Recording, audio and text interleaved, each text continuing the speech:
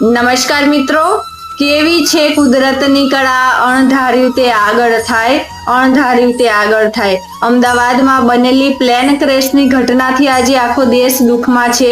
આજે આખો દેશ દુઃખમાં છે અને દરેક લોકો પ્રાર્થના કરી રહ્યા છે કે જે લોકોના મૃત્યુ થયા છે તેની આત્માને શાંતિ મળે અને જે લોકો ઘાયલ થયા છે તેઓ જલ્દી ને જલ્દી સાજા થઈ જાય।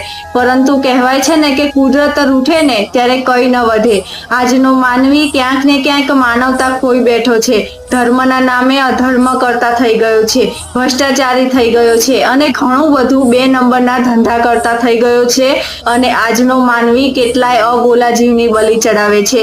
ત્યારે કુદરત કહે છે કે હું કોરોના રૂપે, કોઈ ભૂકંપ રૂપે, આવી બધી અઘટના રૂપે હું તમને જણાવવા માંગુ છું કે હજુ માણસ તું ઝપી જા, હજુ માણસ તું માનવતા રાખ, નહીં તો વધારે વિનાશ માટે તૈયાર રહેજે।